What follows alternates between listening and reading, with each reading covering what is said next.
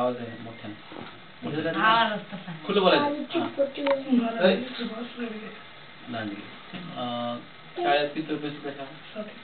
7वी पर्यंत. पुढे काय शिकायचं? पुढे शाळा का शिकणार? काय कारण असते? शाळा आवडत नव्हती का शाळा घरच्या परिस्थितीमुळे काय कारण काय? काय बसून उगाच काय कारण असतं? अभ्यास नाही गेला? आता सध्या काय करतो? अरे बाबा हे बघ, तू जेवला का नाहीस तर उगाच जेवलो नाही असं का जमते? पोट दुखलं म्हणून जेवलो नाही म्हणते माणूस, बघा डोकं दुखलं नाही म्हणून जेवलो नाही म्हणते, उगाच जेवलो नाही असं कसं म्हणते? मग उगाच कसं शाळा सोडलास ते सांग की. आई त्याला बोलू द्या. काय का सोडला नाहीस शाळा? का सोडलास तू? ते तोंडाला हात लावू नको. वडील वारले होते. जाऊ द्या, तुम्ही सांगा ताई, का सोडला तुम्ही शाळा? तिने बी शाळेत होते. मग असं वडील वारले की सगळे तिने बी लग्न म्हणले. ते थोरला मुलगा 11वीला असताना झालं बापाचा.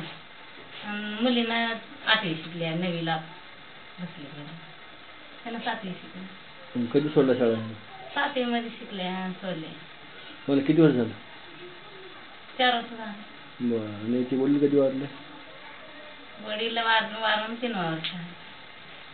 मग ते 4 वर्ष झाले म्हणलं होतं. हे ना नाही नग म्हणले हे ना. मग ते वडील असताना सोडला आहे शाळा? वडील असताना जात असतं.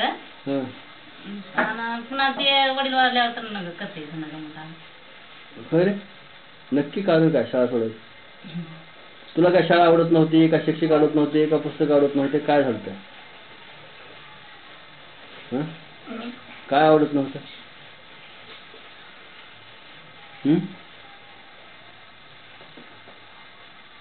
खरं खरं कारण असेल ना. आम्हाला सांगायचं नाही का? मग हळूच मोठे होला सांग. आईला सांग कानामध्ये.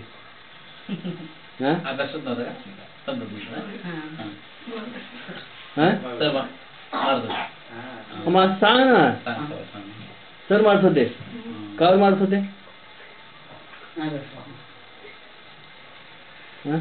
आणि तू सर मारला मग तुझ्या वडिलांना आईला सांगितलं नाहीस का? सांगितलं नाही का? बरं सांगितलं.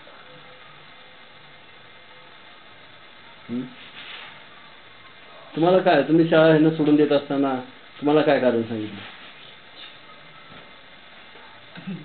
होय ताई, शाळा जायचं जेव्हा बंद करत होतं ना, शाळा सोडत होतं, तर तेव्हा तुम्हाला कारण काय सांगितलं? त्याने मास्तरावाने म्हणले, सरनं म्हणले जरा डोसक्यात आहे ना हलका आहे आणि शिकवून तर काय फायदा आहे म्हणले. असं म्हणले म्हणून फायदे झाले. म्हणजे लवकर त्याला विचार करता येत नाही असं आहे का?